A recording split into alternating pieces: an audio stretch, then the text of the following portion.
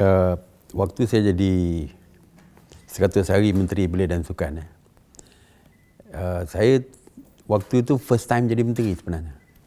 Jadi menteri dan memang tak pernah ada dalam kerajaan. Saya tak pernah jadi Setiausaha Parlimen, saya tak pernah jadi Timbalan Menteri. Jadi mestilah pengalaman tu adalah berbeza dengan sekarang lah. Sebab sekarang ni saya walaupun daripada Ketua Pembangkang, tapi saya dah pernah jadi menteri. Jadi saya tahulah sedikit sebanyak bagaimana nak menguruskan kementerian. Ya, saya faham. Ya, tapi first time tu memang agak nervous jugalah, pasal kita tak tahu. Tak tahu apa yang nak buat mula-mula. Ya. Tapi waktu itu berbezanya saya boleh mulakan kerja saya di kementerian. Ya. Nak memahami tentang kementerian misalnya. Ada taklimat yang diberikan supaya saya boleh faham tentang kementerian. Jadi banyak masa yang saya boleh gunakan untuk memahami tentang kementerian dan sebagainya. Tetapi walaupun kali ini saya jadi menteri, untuk first 100 hari ini sepatutnya lebih mudah lah. Sebab saya dah biasa, dah tahu dah 4 dah kementerian yang saya ada sebelum ni. Tapi bila saya sampai sini, bezanya, waktu dengan kementerian itu menjadi kurang. Jadi, proses untuk mengenali lebih dekat dengan kementerian itu terhad. Sebab, seminggu saya jadi menteri, saya kata seminggu lebih kurang, seminggu. Terus COVID-19, PKP diperkenalkan. Bila PKP diperkenalkan, time untuk saya dengan kementerian dah tak ada. Daripada pukul 9, sampailah pukul 3, saya ada di sini. Every day. Setiap hari. Jadi waktu saya dengan kementerian cuma 2 jam atau 3 jam satu hari.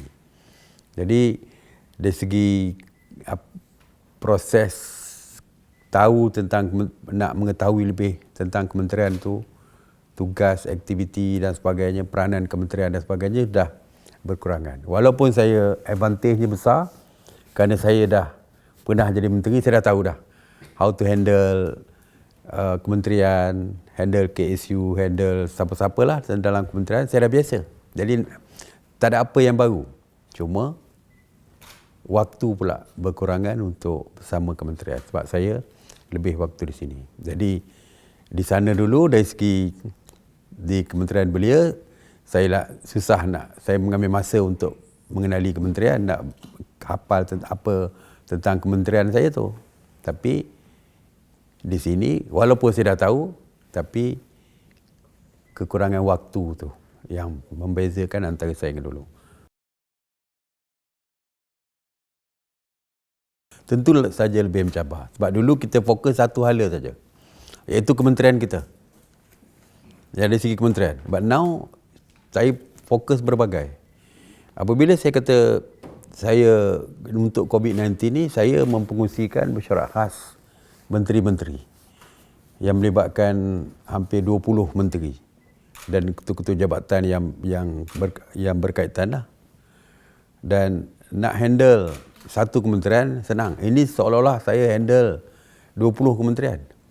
Dan saya perlu koordinat setiap program, setiap aktiviti, setiap dasar di setiap kementerian itu yang berkaitan dengan COVID. Jadi memang especially COVID-19 ni bukan benda yang dah berlaku. Kalau benda telah berlaku, kita just tengok saja dari segi apa yang pernah dilakukan yang lepas dan kita just follow je lah. Boleh buat adjustment sikit-sikit. Sekarang ni benda tak pernah berlaku. Kita terpaksa buat apa yang kita rasakan baik dan kita buat. Kadang-kadang mungkin salah pun kita tidak tahu. Tapi kita buat juga berdasarkan kepada mesyuarat yang kita buat setiap hari itu untuk kita announce apa benda yang kita announce tu, kita pun tak tahu sama ada announcement kita yang apa perancangan kita tu betul atau tidak. Because negara lain di dunia pun tak ada yang boleh dijadikan sebagai sandaran ataupun contoh. Jadi akhirnya kita buat berdasarkan apa yang kita rasakan tepat untuk rakyat. Jadi Dari segi cabarannya memang jauh lah lebih besar sebab dalam masa yang sama saya juga Menteri Pertahanan. Jadi saya juga perlu melakukan sesuatu sama ada mengubah dasar dan sebagainya untuk Kementerian Pertahanan juga. Jadi kerja saya terlampau banyak dalam satu masa yang nak dipikirkan. Ya, sebagai contoh, walaupun Kementerian Pendidikan bukan bawah saya, tapi isu yang melibatkan persekolahan untuk dibuka bila dan sebagainya, apa SOP yang sesuai dan sebagainya, kena bincang secara bersama juga. Jadi saya kena fikir juga tentang kementerian-kementerian lain. Walaupun saya ada kementerian, tapi kalau dulu saya fikir kementerian saya lah. Tapi sekarang ni kita kena fikir juga hal-hal yang melibatkan keseluruhan dalam negara. Seperti saya kata, setiap pagi pukul 9 akan ada mesyuarat khas menteri-menteri yang melibatkan banyak 20 lebih kementerian, lebih kurang 20 plus jabatan-jabatan kerajaan lah. Termasuklah Ketua Polis Negara, Ketua Panglima Angkatan Tentera, Peguam Negara, ya. So KSU kementerian dan semualah. Jadi pagi kita bincang dulu. Kita bincang berkaitan dengan inilah. Masa itu lebih kepada peringkat awal, lebih kepada kawalan. Jadi perbincangan pagi itu makan masa lebih kurang 1.5 jam sampai 2 jam lah. 3 jam lah. Daripada pukul 9 mungkin boleh habis sampai pukul 12. Ada masanya. Tapi setiap hari Selasa dan Khamis akan ada mesyuarat khas MKN yang dipengusikan oleh Perdana Menteri. Jadi kalau hari biasa boleh sampai pukul 12, tetapi kalau hari Selasa dan Khamis kerana mesyuarat MKN 11.30, kita habis 11.15, 11.20 untuk saya hadir pula ke mesyuarat khas MKN yang dipengusikan oleh PM untuk kita brief setiap keputusan yang kita buat sewaktu di mesyuarat khas menteri-menteri. Dan selepas itu pukul 2 PC laporan harian saya lah setiap pukul 2. Sebelum pukul 2 tu saya kena prepare dulu saya punya PC, saya kena prepare dan kita akan bincang. Saya akan sit down dan bincang dengan pegawai-pegawai kom saya dengan kom daripada war room PMO. Yang kita sit down, kita bincang apa benda yang saya nak bentangkan tu, pegawai saya akan siapkan dan kita akan bincang. Especially kita bincang tentang soalan-soalan yang kemungkinan akan keluar. Kita macam buat spot question waktu periksa nak exam waktu kita sekolah dulu lah. So kita akan buat apa benda jangkaan-jangkaan soalan nak keluar. Dan selepas itu baru saya keluar untuk memberikan laporan harian tentang keadaan semasa COVID-19 waktu itu. Sampai pukul 2.30 macam itulah biasanya habis. Jadi sebelum saya keluar tu bukan saya setakat baca sajalah. Tapi saya kena bincang dulu supaya saya boleh faham apa yang saya nak perkatakan dan jangkaan soalan tu yang paling menakutkan lah. Sebab soalan biasanya dia live, ya. Bukan recorded. Apa yang kita buat tu, yang saya buat hari-hari itu adalah live. Termasuk soalan. Tak boleh ada single mistake pun kalau boleh. Jadi itu yang berlaku, jadi memang kita well prepared sebelum keluar tu. Hasil daripada tindakan kita secara bersama, secara bersepadu, semuanya memainkan peranan. Kita punya Kementerian Kesihatan misalnya memainkan peranan. Dari segi tindakan-tindakan yang kita lakukan. Yang keduanya dari segi kawalan pergerakan ini penting, ya. Walaupun kita bagus dari segi strategi melalui Kementerian Kesihatan, tetapi kalau rakyat masih bebas secara terbuka dan sebagainya, tidak boleh menyelesaikan, tidak boleh membantu apa yang dibuat oleh Kementerian Kesihatan. Ya, sebab Kementerian Kesihatan dari segi strategi dia memang tepatlah apa yang dilakukan oleh mereka dari segi saringan berfokus, ya. Apabila berlaku kes yang melibatkan tablik misalnya, straight mereka kesan dari segi kontak rapat yang berkaitan, ya. Kita buat tutup satu kawasan tu PKPD untuk kita saring semua sekali. Kita dari segi swab test kita semakin tambah, katil hospital kita tambah, PPE kita tambah. Jadi dari segi equipment kita mencukupi. Semuanya strategi yang dilakukan oleh Kementerian Kesihatan tu memang membantu. Seperti juga dengan untuk menyekat imported cases daripada luar. Kita buat kuarantin 14 hari secara wajib dan sebagainya. Dan dari segi kawalan pergerakan di bawah PKP 1, 2, 3, PKPB, PKPP ni yang kita buat ni, kawalan pergerakan tu misalnya sebagai contoh, dari segi kawalan peringkat awal tu pergerakan antara daerah pun kita kawal. Mula-mula tu kita tak boleh keluar. Sebab itu tagline kita dulu stay home, stay safe tu. Sebab semua tak boleh keluar rumah pun. Dekat kampung pun rupanya semua orang tak keluar rumah. Kawalan tu very strict. Iaitulah yang tujuan kita adalah untuk memutuskan rantaian dia. Ya, memutuskan rantaian. Jadi dari segi strategi kita dengan memperkenalkan PKP ni saya kira langkah berani daripada Perdana Menteri ni. Bila diumumkan PKP tu, sebab perkara ni akan menjadi dia tidak popular. Kerajaan ni menjadi tidak popular. Sebab you skat kawalan pergerakan orang. Malaysia ni, pukul 11 boleh nak keluar rumah lagi, nak cari teh tarik. That's our culture. Memang kita ni bebas. Tersangat bebas. Sampai subuh pun. Masih lagi kita nak pergi minum kopi, nak pergi cari teh tarik, roti canai pagi-pagi ni. Masih lemak pun. Tapi kita buat keputusan tu, keputusan yang besar, kita nak sekat kawalan orang.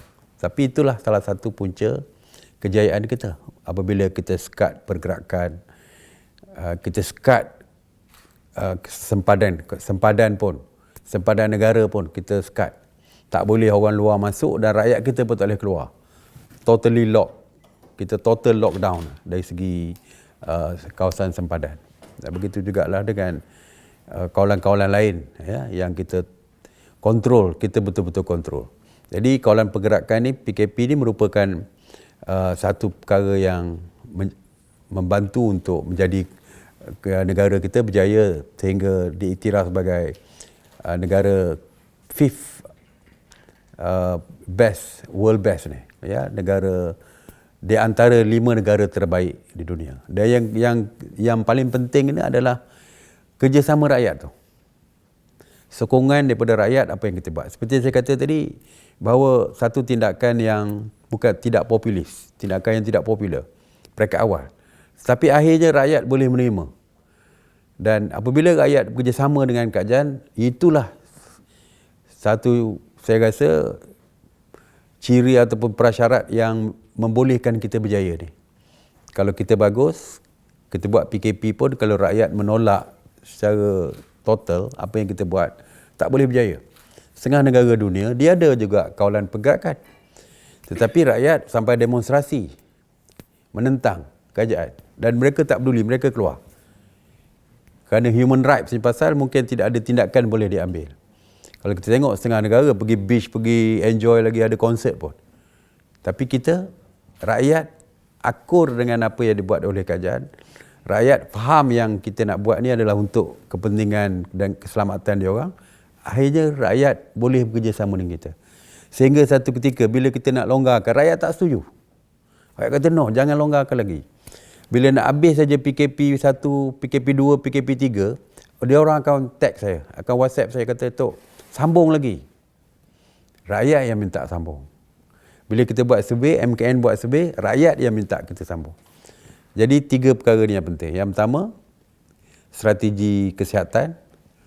Yang kedua, kawalan pergerakan. Dan terima kasihlah kepada polis, tentera, rela, APM dan semua agensi-agensi lain yang membantu dari segi kawalan pergerakan. Dan yang paling penting sekali adalah penerimaan rakyat dan sokongan rakyat kepada kerajaan tentang dari segi apa yang kita lakukan. Itulah yang akhirnya menyebabkan kita berjaya menjadi 5 antara negara terbaik di dunia yang mengawal COVID-19. Jadi peringkat awal tu memang antara PKP, PKPB, PKPP, of course PKP memang sangat mencabar berbanding dengan yang lain. Ya, sangat mencabar. Cuma PKPB kita dah mula memberikan kelonggaran. Itu cabaran yang berbeza. Cabaran orang tak yakin. Orang rasa tak confident pula bila kajian longgar ni. Masa tu mereka dah takut kalau kita buka ni boleh membahayakan kepada mereka. Jadi itu nak meyakinkan kepada rakyat pula bahawa don't worry. Apa yang kita buat ni kita dah buat kajian sebelum kita umumkan sesuatu. Kerana daripada terlampau ketat jadi longgar sikit dan akhirnya sekarang ni dah banyak sangat kelonggaran. Jadi yang mula-mula tu yang susah. Kerana tindakan-tindakan tu mungkin menyebabkan rakyat mungkin agak marah. Tapi lama kelamaan bila terdapat orang yang degil ni, orang yang patuh ni marah pula kepada orang degil. Tok, penjarakanlah dia orang. Macam tu. Jadi sebab tu saya kata tadi, akhirnya penerimaan rakyat tu yang penting. Tapi antara 3 PKP, yang paling berat adalah PKP. Saya rasa tak ada sangat isu keselamatan, cuma yang biasa daripada dulu adalah kemasukan parti daripada luar negara ni yang menceroboh masuk ke kawasan kita. Dan kita bimbang dengan parti ni lebih membimbangkan daripada sebelumnya. Sebab kita tak mau kes import ini masuk melalui parti. Jadi untuk itulah saya menubuhkan Special Task Force ni yang terdiri daripada agensi-agensi beruniform ni untuk memperketatkan kawalan sepadan, terutamanya di lorong-lorong tikus. Sebab itu setiap kali bila saya umumkan ada saja tangkapan-tangkapan kepada parti dan juga tekong-tekong ni ditangkap setiap masa. Kerana isu ini merupakan isu keselamatan dan lebih membahaya pada waktu COVID ni, kerana bukan saja dia boleh membawa ancaman keselamatan lain, tapi dari segi kesihatan pun takut dia membawa virus bersama mereka. Ya, kita akan terus memperkasakan sistem pertahanan kita. Ya, itu yang pertama. Yang keduanya dari segi kebajikan anggota dan juga veteran misalnya. Saya fokus kepada perumahan untuk memastikan perumahan anggota ni dapat kita selesaikan. Banyak lagi, puluhan ribu lagi yang diperlukan untuk anggota. Ya. Itu tidak termasuk anggota yang dah bersara. Yang bersara ni pun, pesara-pesara tentera ni pun kita berikan fokus, sama ada pesara berpencen ataupun pesara tidak berpencen sekalipun. Dan yang keduanya, saya memberikan fokus kepada industri pertahanan ini. Ya, industri pertahanan. Kita sebenarnya mungkin mampu untuk menjadi negara salah satu negara yang mengeluarkan aset-aset untuk pertahanan ini. Ya, setakat ni bukan tidak ada yang syarikat yang involve dengan aset untuk darat, udara dan laut dah ada. Tapi saya nak lebih memberikan tumpuan lagi kepada industri pertahanan ini.